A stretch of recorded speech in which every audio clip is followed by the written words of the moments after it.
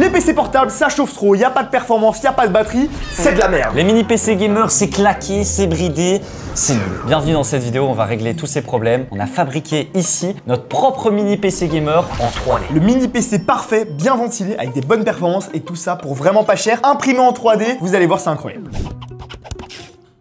Mais qu'est-ce que tu fais dans cette dégaine, Mathis? Je suis ambassadeur Opera GX. Mais moi aussi je vais être ambassadeur. J'ai un néon dans le décor et de la tête aux pieds maintenant je suis sponsorisé par Opera GX. Mais je veux la même chose. Tout au long de l'année pendant 6 mois. Tu t'imagines bien qu'ils ont pensé à toi aussi mon grand. Tiens, une petite gourde, Ah ouais, une tasse un petit carrément. mug, un petit hoodie, un petit t-shirt. Ça c'est des petits sprays au poivre. Ah oui, tu merci. te fais agresser sur internet. Mais grâce au VPN intégré dans Opera GX directement, tu ne seras plus jamais agressé sur internet. C'est génial. Tu navigues en toute sécurité et tu as accès au contenu partout dans le monde. C'est un peu le navigateur du gamer quoi. Sérieux, vous avez vraiment accepté de faire ça? Bien sûr. Et grâce au GX Mode, vous pouvez personnaliser votre navigateur. Là par exemple, j'ai mis le mode Arcane qui est super stylé. On a même le petit logo Opera GX qui est customisé. Et si on écrit, on a des petits effets sonores. Par exemple, si je mets Mathis est le plus beau, c'est incroyable. Si on ouvre un nouvel onglet, on a un petit effet sonore, tout est personnalisable. Vous avez aussi GX Control, vous pouvez directement par exemple limiter l'usage de la RAM du navigateur pour tout mettre dans vos jeux vidéo. Vous avez un limiteur de réseau également qui permet d'avoir tous vos paquets directement dans le jeu et de ne rien perdre en vol. Vous pouvez également depuis le Hot Tab Skiller retirer les onglets qui consomment le plus, par exemple en RAM ou en usage du processeur. Attends un peu, Mathis. Pour avoir. Quoi? C'est Oh, comme ça, non? te va bien, fieu. Et Opera GX ont lancé leur boutique, leur shop. Si jamais vous voulez acheter le merch Opera GX, la gourde, le pull ou même, ce qui est assez incroyable, des périphériques Razer ou Asus ROG. Et vous avez un code promo French Hardware 10 pour avoir 10% de réduction sur tous les produits. Ça me semble bien. C'est propre. Si vous êtes intéressé par Opera GX, on vous met le lien en description. N'hésitez pas, c'est gratuit et ça change la vie. En tout cas, nous, on commence la vidéo. C'est parti. C'est parti. Bon, vous l'avez compris, l'objectif de cette vidéo, c'est de fabriquer notre propre mini PC gamer en 3D. On n'est pas encore sûr d'y arriver, mais on va mettre toutes les chances de notre côté pour vraiment réaliser la machine de nos rêves. Parce que la 3D, je pense que ça intéresse énormément de gens et surtout nous. Mais alors, on n'a aucune connaissance en modélisation 3D, etc. Pas du tout. On a reçu notre première imprimante 3D de la part de Bamboo Lab et depuis, on a imprimé plein de choses, mais rien de réellement utile. Mais ce qu'on s'est dit, c'est est-ce qu'il n'y a pas moyen de faire un mini PC qui soit bien refroidi avec une vraie carte graphique, un processeur qui tient vraiment la route et tout ça surtout dans un budget hyper restreint. Le but, c'est d'avoir autant de performance que sur un PC fixe, mais en plus petit et pour moins cher. Ce serait incroyable quand même. On va y arriver. Pour nous, c'est un premier pas dans l'impression 3D, mais on sait qu'il y en a plein d'entre vous qui s'y connaissent bien mieux que nous. Là, on va faire un PC, mais le but plus tard, ce serait de faire un setup entier en 3D. Et pour ça, on va avoir besoin de vous. On avait déjà reçu de la part de Bamboo Lab un vrai kit pour faire sa souris avec un capteur, etc. Tout ce qu'il faut, des switches, etc. Donc si cette vidéo vous plaît sur le mini PC, on pourrait faire le setup entier avec un écran, un casque, souris, clavier, bureau, chaise, complètement imprimé en 3D. Et même une carte graphique, en vrai, il y aurait moyen quoi. Voilà. Donc si jamais vous avez des idées, des modèles ou même que vous voulez améliorer le PC qu'on va faire dans la vidéo, Tout se passe sur le Discord French Hardware, on vous mettra le lien en description. On a créé un channel dédié, on a mis le modèle 3D du mini PC gamer et vous pourrez même partager vos modèles 3D de mini PC, de setup ou peu importe. C'est vraiment un channel communautaire. Donc likez et abonnez-vous et n'oubliez pas qu'au 1 million d'abonnés, on fait gagner 50 PC gamers. c'est cool. Rien que ça, donc vous savez quoi faire. Alors on va vous présenter un peu ce qu'on a choisi ici comme composant. Mais comme a dit Mathis, le but c'est de rendre ça gratuit, accessible. Donc on vous mettra tous les modèles 3D. Mais vous allez voir, ça va être magnifique. En gros ici le principe du PC c'est qu'on a fait un mix entre un PC portable, un mini PC et une vraie tour. C'est-à-dire que la carte graphique pour avoir un maximum de performance, on a pris une vraie carte graphique de PC fixe, la plus petite bien évidemment. Et pour tout ce qui est carte mère, processeur, etc. c'est Minisforum, la marque de mini PC qui nous l'a envoyé. En gros c'est un processeur de PC portable sur une carte mère pour mini PC. Mais tu sais ce qui est exceptionnel Mathis, c'est qu'on a la partie 3D. En fait c'est un processeur X3D comme on peut avoir sur le 7800 X3D ou le 9800 X3D. Et vous savez à quel point ça ajoute des performances en gaming. Donc on est censé Mathis avoir un maximum de performance avec ce processeur. Exactement, regardez ça, c'est génial. Quand on a vu que ça existait, on s'est dit qu'on allait faire la vidéo. C'est vraiment un kit de mini PC. Il y a tout ce qu'il faut pour faire un mini PC. Il n'y a plus qu'à brancher la carte graphique et le reste des composants qu'on va vous montrer après. Ce qui est super intéressant, c'est que c'est déjà un format standard mini ITX, mais on a choisi de prendre directement ce kit intégré parce qu'en fait c'est moins cher que si on devait acheter un processeur 3D et une carte mère ITX quoi. C'est ça, en fait là on a tout en un. Alors vous voyez l'énorme radiateur qu'on a juste ici, et bien le processeur est soudé juste en dessous, comme sur une carte mère de PC portable. On a un beau radiateur, ce qui fait qu'on devrait normalement avoir de très bonnes performances. Et le processeur, vas-y, dis-nous c'est lequel? Alors là, on est sur une frappe atomique, on est sur le Ryzen 9 7945 HX 3D qui est juste en fait le meilleur processeur sur laptop. C'est un Ryzen 9 déjà, donc on a 16 cœurs, 32 threads. Donc là en multitâche, en streaming, on est tranquille, pépouze, 5,4 GHz en boost et surtout cette partie 3D qui a 128 MB. Donc c'est vraiment comme un 7800X 3D ou un 9800X 3D. C'est ça, on a un énorme Ryzen 9, c'est pour ça que le radiateur est quand même assez gros. Alors il n'est pas énorme non plus pour un Ryzen 9, c'est pour ça que toute la ventilation et le refroidissement de ce PC, c'est le nerf de la guerre pour avoir des bonnes performances. Vous allez voir, on a fait notre maximum pour essayer d'optimiser ça, mais on verra dans les tests si c'est concluant ou pas et si on a vraiment des aussi bonnes performances que sur PC fixe. Et ce kit complet coûte 669 € sur leur site, en sachant qu'on a un Ryzen 9 et la carte mère comme j'ai dit. Alors comme on peut voir, il n'y a pas la RAM de fourni et ça, on en a acheté. Et là, j'ai été agréablement surpris. Je me suis dit, la RAM de PC portable, ça coûte beaucoup plus cher. Là, on a su acheter un kit de 2x24, donc 48 Go au total, à 5600 MHz, à 110 €, soit le prix de 2x16 pour PC fixe. Ouais, ça va, c'est pas cher au final. Et hop, on va pouvoir les intégrer directement sur la carte mère. Hop, première barrette d'installer. Et la deuxième, c'est bon, la RAM est mise. Alors là, ils nous donnent une énorme antenne avec la carte mère. Alors là, ils ont un peu abusé. Ça fait un quart de la taille du PC, quoi. Je sais pas si c'était vraiment utile. En tout cas, il y a le Wi-Fi 7. On crache pas dessus. Donc voilà, on a déjà le Wi-Fi intégré. Et on a quoi d'autre? Un IO-Shield, non? Ah ouais, c'est un IO-Shield avec directement les grilles d'aération prêtes pour le radiateur. Ça, c'est pratique. On a déjà testé beaucoup de mini PC, mini forum. Et le gros problème en général, c'est qu'ils sont bridés par les températures. J'espère, Mathis, qu'ici, on va pas être bridé, quoi. Ce serait vraiment dommage. Après toute cette vidéo. Je pense pas. Et franchement, le petit kit là, très sympa, très stylé. Alors pour refroidir le processeur, on a déjà fait une première impression. En gros, ce qu'on a fait, c'est une plaque qui vient se mettre au-dessus du radiateur. Et dessus, on a mis deux tout petits ventilateurs Noctua qu'on reconnaît d'ailleurs à leur couleur. Et c'est des ventilateurs de 40 mm. C'est tout petit. Alors en soi, on aurait pu mettre un plus gros ventilo pour gagner quelques degrés. Mais quand on voit un 120 à côté, ça a l'air énorme. En fait, tu peux en mettre 3 de 40 et ça fait un 120. Je sais qu'il existe des petits ventilateurs 120. Ouais. Ça, on aurait peut-être pu faire, mais après. C'est quelle marque qui fait. Celui-là, c'est celui qui ventile le mieux du marché. Donc si ça suffit pas, on le remplacera par un tour. Et hop, on va déjà le visser. Comme ça, on avance dans le montage du PC. En soi, ça fonctionnerait comme ça. On pourrait se contenter de la partie graphique du processeur. Ouais. Ça a été un grand débat pour savoir quelle carte on allait mettre. Et le plus petit modèle qui existe actuellement en 5070, c'est la Founders Edition. C'est ça. Alors, entre-temps, il y a la 5060 Ti et 5060 qui sont sortis, même la 5050 et qui sont encore plus petites. Mais à l'époque, quand on a commencé le projet, il n'y avait pas. J'ai envie de dire tant mieux, parce qu'au moins, on aura des performances géniales. Mais c'est vrai qu'elle est vraiment petite pour le coup. Tu vas pas mettre un Ryzen 9 avec une 5050. Ça serait con, quoi. Et là, regardez le modèle. Alors moi, j'adore les modèles Founders déjà. C'est les plus beaux. C'est magnifique, c'est hyper joli. Et c'est vrai que par rapport à la 5090 Founders, c'est pas la même taille. Ouais, c'est sûr que. Après, c'est la plus petite des 5070. Voilà. Et c'est l'une des cartes qui a le meilleur refroidissement. Donc bon. C'est vrai que. Ça va dans notre avantage. Pour l'alimentation maintenant, on est sur un format SFX et pas ATX. Et là aussi, sachez qu'il y a des différences de taille selon les marques. Et là, Cooler Master, ils ont sorti vraiment le tout petit bloc en SFX. Tout mignon. Tout mignon. 850 watts sera largement suffisant. Quand même. Alors, on aurait pu faire encore plus petit avec une alimentation de serveur. Ouais. Mais là, déjà, le prix, le bruit et les connectiques, ça aurait été galère. Même, nous, c'est un PC gamer. Le but, c'était de faire un vrai PC gamer. Donc, on a mis une alimentation gamer, mais la plus petite. Et quand même, 850 watts qui fait la taille de la paume d'une main, c'est pas mal. C'est déjà pas mal. On est pas mal, quoi. Maintenant qu'on a vu les composants principaux, faut imaginer bien que pour faire un mini PC, il y a le boîtier. On va aller voir juste après. On a également un petit riser qui va permettre de déporter la carafique, comme quand on la met par exemple à la verticale. C'est le même principe. C'est bien en PC Gen 5 pour conserver un max de perf. Et puis ensuite, le plus important, le bouton d'allumage, hein, tout simplement. On n'y pense pas, mais quand on fait son propre boîtier, il n'y a pas besoin de grand chose. On va pas mettre des USB externes, etc. Parce que comme c'est un mini PC et qu'on en a déjà pas mal sur la carte mère, on peut facilement y avoir accès. Par contre, le bouton c'est important. Ici, c'est un simple petit bouton, un petit switch qui vient se mettre en power switch. Et puis on viendra l'intégrer à l'avant du boîtier pour avoir juste à appuyer dessus. On vous mettra tous les accessoires en description. Bon Mathis, c'est bien tout ça, mais il est où le boîtier? On n'irait pas l'imprimer par hasard? C'est le but de la vidéo, on y va, on va chercher. C'est la partie la plus importante de la vidéo, sans elle, on n'aurait rien pu faire. C'est l'imprimante X1 Carbone et franchement, elle carry. Voilà, c'est une dinguerie. Alors, il y a d'autres imprimantes moins chères. D'ailleurs, je suis sûr que dans cette vidéo, il y a plein de gens qui ont des imprimantes 3D, même achetées pas cher sur AliExpress et tout. En soi, ça fonctionne. Mais ce qui est vraiment bien avec la Bamboo Lab, c'est que pour des novices comme nous, elle est facile d'installation, facile d'utilisation. Il y a un software qu'on peut directement gérer en Wi-Fi. Enfin, en fait, c'est hyper simple, hyper intuitif et ça donne vraiment envie d'imprimer en 3D. Depuis qu'on l'a, nous, on s'en sépare pas. C'est quoi ça, Mathis?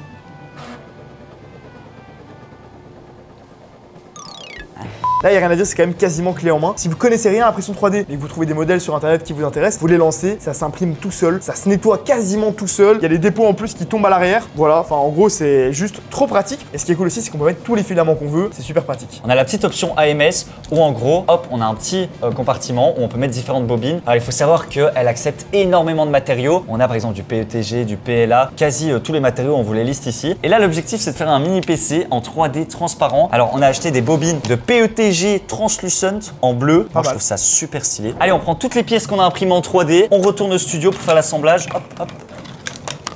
Ici. C'est bizarre, non? Ça sortait pas où?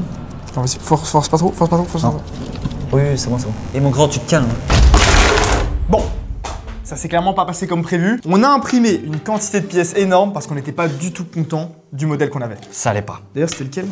Alors, c'était ces deux pièces de base qui faisaient le mini PC, comme ça ici. Sauf qu'on trouvait ça beaucoup trop long et beaucoup trop haut, pas pratique, lourd. L'airflow était pas bon, il y a vraiment rien qui allait. C'était un mini PC, mais pas si mini que ça, et on était vraiment pas content des finitions. On avait imprimé dans du bleu transparent en voulant faire un truc justement un peu RGB et tout. Ça donnait pas du tout bien. Beau. Et en plus, au niveau du modèle 3D, on s'était complètement fail. C'est-à-dire que ça tombait pas du tout bien. Ça tombait quasiment en décalage sur tout, il y a tout qui dépassait. Donc, soit en gros, on abandonnait la vidéo, on la sortait même pas. Mais comme on vous avait promis de sortir le modèle 3D et qu'on a vraiment envie de lancer le projet d'impression 3D, eh ben on a tout recommencé depuis le début. Pendant nos vacances, Jarod a tout imprimé et maintenant, on a enfin un modèle quasiment fini. Le vrai modèle du PC French Harder 3D. Il est où? Du coup, il est là et regardez la différence de taille entre les deux. Il fait quasiment un tiers de moins, on va dire. Je suis un peu gentil, mais... C'est un vrai mini PC gamer. Il est clairement beaucoup plus petit qu'avant, donc tout ça, on jette à la poubelle. Hein. Et voici le PC fini.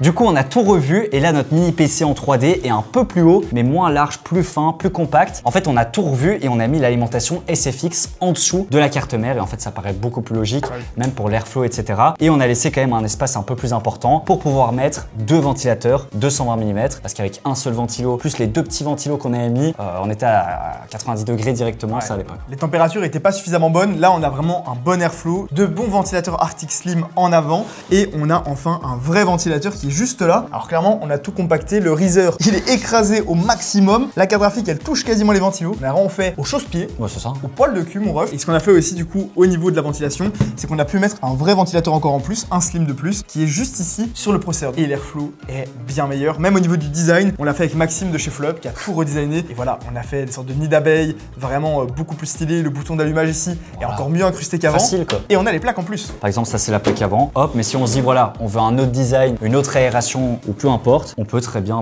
enlever, remettre. Et à l'arrière, on a mis une petite plaque pleine parce que du coup, pas besoin d'une plaque aérée. Et les bleus, pourquoi? C'est Jarod qui a décidé. Il n'y avait plus de filament noir. Il n'y avait plus de filament? C'était la fin. Et la petite face avant ici, de nouveau aimantée, qu'on vient mettre juste ici comme ça. Voilà, magnifique. Petite aération. Et du coup, ça nous fait un magnifique PC complet. On a même rajouté des petites barres qui sont encore en train d'être imprimées là maintenant. Et donc, on peut même faire une sorte de face avant, un peu comme les boîtiers en bois ou les choses comme ça. Donc voilà, c'est modulable, on peut les retirer, changer. On pourrait même mettre plusieurs couleurs. Si c'est ça qui est vraiment intéressant avec la modélisation 3D, c'est que si on a envie de mettre du bois, on met du bois parce que oui, il y a des filaments effet bois. Si on a envie de mettre une vitre en plexi, pourquoi pas, c'est possible. On peut vraiment aller dans tous les sens. On pourrait faire une poignée, un support casque, un hub USB, peu importe, on peut vraiment aller loin. Maintenant, ce que je vous propose, c'est qu'on passe crash test au moment fatidique. Qu'est-ce que ça donne en termes de performance? Est-ce que ça brûle? Et de température? Est-ce que ça brûle? On en parle qu'il n'y a pas de RGB?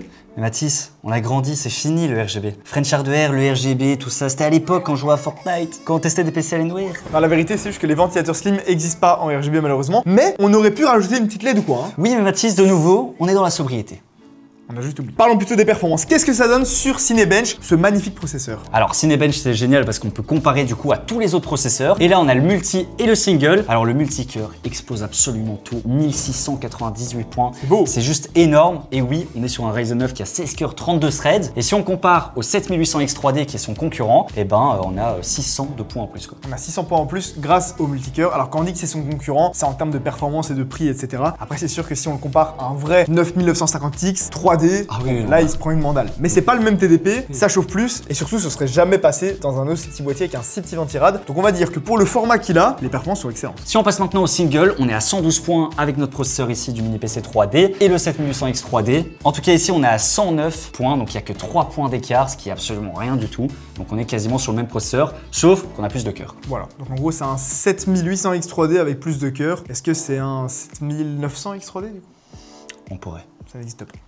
Donc on voit qu'au niveau des performances du processeur tout seul, parce que là la carte graphique ne tourne pas encore, donc ne chauffe pas juste à côté, et bien ça perf super bien. C'est clairement un bon processeur. On vous a pas couillé avec un petit processeur de laptop qui perf pas. On n'est pas sur un petit Celeron de mini PC. Clairement, on vous a pas pris pour des cons. Mais qu'est-ce que ça donne pour les autres performances? Sur le 3D Mark, on frôle les 20 000 de score. On est à 19 998 s'il vous plaît. Pas mal. Avec un score graphique de 22 319. La 5070 en règle générale, peu importe ce que vous faites, si vous achetez un PC ou faites votre PC en 3D ou quoi, c'est en fait une carte qui est excellente. Aujourd'hui aujourd'hui on la propose aussi avec Flub et c'est notre PC le plus vendu. Bah oui, 22 000 de score, on n'a pas de limite quoi. C'est vrai que ça marche très bien. Alors elle était un peu chère à sa sortie, heureusement ça va de mieux en mieux, mais c'est incontestable, qu'on le veuille ou non. Et si on met le prix de côté, ça reste une très bonne carte graphique milieu de gamme, parce que ici, 22 319, clairement ça annonce du très bon pour les performances. Et au niveau du score du processeur, eh bien on est à 12 500 de score. De nouveau, pour un processeur aussi petit et aussi peu refroidi entre guillemets, ça reste très honorable, mais allons voir en jeu qu'est-ce que ça donne en termes de FPS. Sur CS2 en 1440p élevé, alors clairement vous allez jouer en low pour avoir un maximum d'FPS, mais en tout cas ici on est à 334 FPS, donc c'est juste énorme, avec un 1% low à 163, donc sur CS2 c'est tout à fait fluide. Pour avoir un écran QHD 240 Hz, ça marche. C'est ça, sur un PC qui de nouveau est vraiment tout petit, et c'est ça la différence. Moi pour l'instant, je trouve que les performances sont géniales. Sur Black Myth Wukong maintenant, avec le processeur comme on peut le voir ici, donc c'est bien le 7945 HX 3D, et bien en 1440p, avec quasiment tout en élevé comme vous pouvez le voir, on a mis le DLSS et le Frame Generation, bien évidemment, autant en profiter étant donné que la carte graphique le fait, et quand on fait un petit PC, autant profiter de tout ce qu'il y a à notre disposition. Et bien on arrive à 183 FPS de moyenne, ce qui est vraiment exceptionnel dans cette résolution là, et sur un jeu qui consomme quand même beaucoup plus que CS2. Par contre, faut le là, il y a eu un petit pic à la baisse, faut le dire. Alors on peut voir sur le graphe en dessous, même si c'est pas très lumineux, c'est vraiment un seul pic. Dans le global, il y en a eu un ou deux, mais qui était quand même plus haut.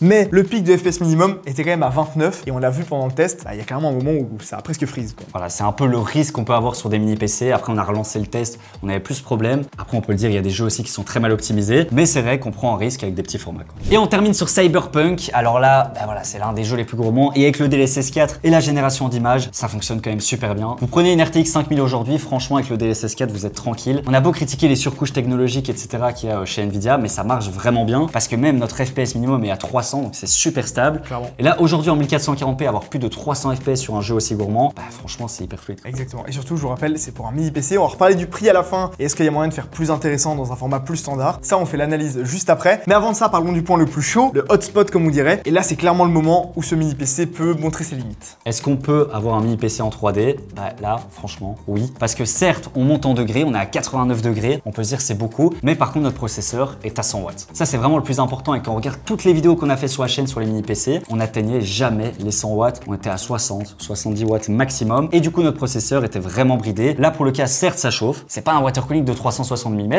On voit qu'on frôle les 90 degrés, mais par contre, on n'est pas bridé. Voilà. Par contre, au moment où on faisait des tests, donc des OCCT qui sont déjà des stress tests, donc des bench où vraiment ça va au maximum des performances du processeur parce qu'il tourne à 100%. La carte graphique qui est vraiment quasiment collée, qui elle aussi tourne à 100%. Donc quand on fait le test power de OCCT où les deux tournent à fond, là, vous voyez quand même les limites. Parce que comme vous pouvez le voir, après 20 minutes de test, on était descendu à 80 watts, toujours à 100%. Mais là aussi, les fréquences avaient un peu baissé. On était passé de 3200 MHz, 3300 à 3090 MHz. Alors, la différence, elle n'est pas énorme et vous atteindrez jamais cette température-là et cette limite-là en jeu. Mais on voulait quand même vous le dire, il y a des limites. Faut pas juste croire qu'on met un petit ventirail, un petit ventilateur. Autrement, les water cooling n'existeraient pas. Donc, clairement, même là, on voit quand même les limites. Par contre, la carte graphique, qui elle est en façade avec la grille en mèche. Évidemment, de nouveau, on a fait les tests avec la plaque. Là, on a ouvert pour la vidéo. Mais donc, à 250 watts de TDP, à 100%, elle ne dépassait pas les 80 degrés, ce qui est un peu plus chaud que d'habitude, étant donné que ça chauffe aussi derrière et qu'il y a quand même pas de ventilateur en extraction ni rien. Donc, c'est sûr que c'est un peu plus chaud, mais ça reste ultra convenable. Et là, par contre, les fréquences n'ont pas bougé d'un iota. Ça veut dire que vraiment, on a les mêmes performances que si on avait mis cette carte dans un boîtier hyper grand. Franchement, c'est plus que correct. On dépasse pas les 80 degrés. Alors, certes, on aurait pu faire encore plus petit, mais là, à mon avis, on frôlait les 90. Ouais, clairement. Mais c'est vrai qu'on est aussi aidé par le modèle Founders Edition qui est cette année super optimisé au niveau de la chauffe. Donc, ça nous a aidé à faire ce mini PC. Et au final, oui, on atteint la limite du processeur quand on est en stress test avec tout au maximum. Mais si on fait un OCCT et un stress test que sur le processeur et pas la carte graphique, là par contre, on revient à la normale. Donc, pour moi, ça passe les tests. C'est pas encore parfait. On aurait été engagé comme ingénieur dans une entreprise de mini PC. Clairement, on l'est pas encore. Mais je trouve que le pari est réussi. Mais combien ça a coûté? On a fait un panier Amazon et on arrive à 1556,79 centimes avec absolument tous les composants. Les 48 Go de RAM, le 1 Tera, la 5070 MSI qui est au prix MSRP. Elle est pas chère en ce moment. Notre kit qui est à 623 € quand même. On verra si c'est intéressant ou pas, mais ça fait déjà un petit budget. Quand on voit le prix d'un 7800X 3D qui vaut déjà 330 € et on a la carte mère et le Ventira d'une certaine manière, ça va encore. Attends de voir. Okay. Le kit de Slim de chez Arctic à seulement 22 €. Ça coûte vraiment pas cher. Ça vaut rien. Par contre, l'alimentation et c'est fixe. Mon dieu. Oh putain. 159 € pour le coup. Alors ça là, je m'y attendais pas quand même. Ah oui, là, j'avoue que l'alimentation, elle pique. Et puis les filaments, on en a pour 38 €, soit 2 kg de filaments. T'as oublié l'imprimante 3D à 1500 €. 3000 € même. C'est tout de suite moins intéressant. Et la vidéo est finie. Évidemment, pour le panier ici, on part du principe que vous avez déjà une imprimante 3D et vous n'êtes pas obligé d'avoir une Bambu Lab parfaitement automatisée quasiment comme on a. Il y a des imprimantes moins chères aussi. Après, la qualité, les connaissances à avoir, bah, c'est un peu plus élevé quoi. Alors si on reprend la configuration, mais cette fois-ci avec un boîtier déjà existant et de la RAM de PC fixe, parce que là c'est de la RAM de PC portable, une carte graphique, un ventirad, une carte mère et le 7800X 3D, et ben on arrive plus ou moins au même prix à 1540 €. Donc en gros, ça fait un mois qu'on est sur le projet, on s'arrache les cheveux. On n'a pas gagné un péco. Ça On a même payé 15 € plus. Bah mais tu sais Mathis pourquoi on a fait ce projet? C'est pour qu'un abonné, un génie de la modélisation 3D nous sorte le meilleur mini PC gamer 3D. C'est sur le Discord, c'est en description. Merci d'avoir regardé la vidéo. À la prochaine. Ciao.